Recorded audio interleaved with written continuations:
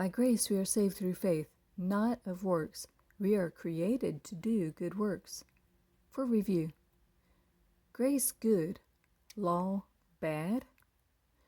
Why should we immediately assume every discussion about keeping the law is legalism or Judaizing? Don't many of us keep laws anyway, like not murdering, not committing adultery, and so forth? So is not law keeping good and not bad in that respect? Now we know without any doubt that the law is good if one uses it lawfully and appropriately. The terrible enumeration of sins and sinners in these 9th and 10th verses follow the order of the ancient tables of Sinai: lawless, rebellious, ungodly, sinful, unholy, disrespect of the things of God, and profane. The previous includes the prohibitions of the first 4 commandments, where sins against God are especially dwelt upon.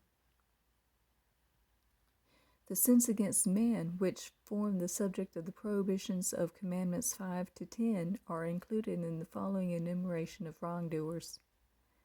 Whosoever committeth sin also transgress against the law, for sin is a transgression of the law.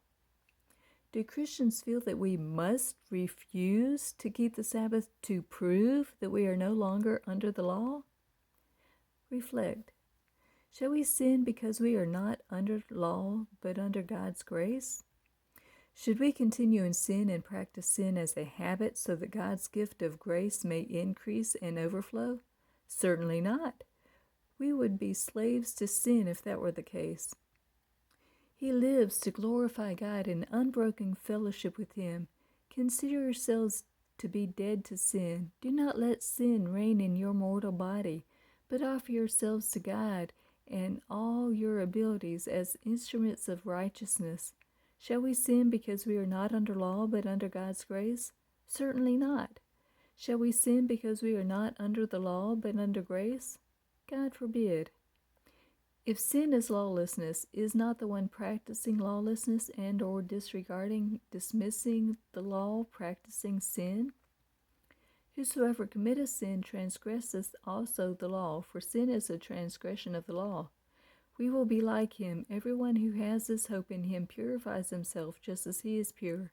Everyone who practices sin also practices lawlessness, and sin is lawlessness, ignoring God's law by action or neglect, being unrestrained by His commands and His will. He appeared in order to take away sins, and in Him there is no sin. No one who abides in Him, united in fellowship with Him, deliberately, knowingly, and habitually practices sin. The one who practices righteousness is righteous, just as He is righteous. Whosoever committeth sin transgresseth also the law, for sin is a transgression of the law.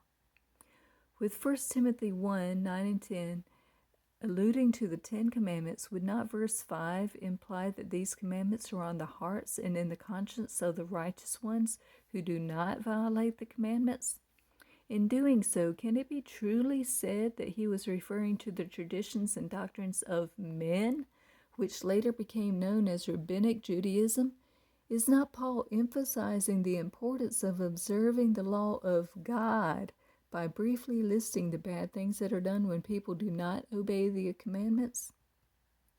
In proving that the law of God is good by listing that violators are dishonorable against the 5th commandment, murderous against the 6th commandment, whoremongering against the 7th commandment, thieving against the 8th commandment, lying against the 9th commandment, and contrarians against the 10th commandment, do you not suppose that the ones whom he calls unholy are violating the only commandment which not only uses the word holy, but also uses it twice, which would be the 4th commandment regarding the Sabbath? The end of the commandment is charity out of a pure heart and of a good conscience and of faith unfeigned. The law is good if one uses it lawfully and appropriately. The law is for lawless and rebellious people, for the ungodly and sinful, for the unholy, disrespect of the things of God, and profane, for those who kill their fathers or mothers, the 5th commandment, for murderers, the 6th commandment, for sexually immoral persons, the 7th commandment, For homosexuals, for kidnappers and slave traders, the 8th commandment.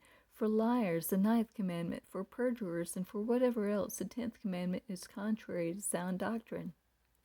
I am the Lord your God, who has brought you out of the house of slavery. You shall have no other gods before me. You shall not take the name of the Lord your God in vain.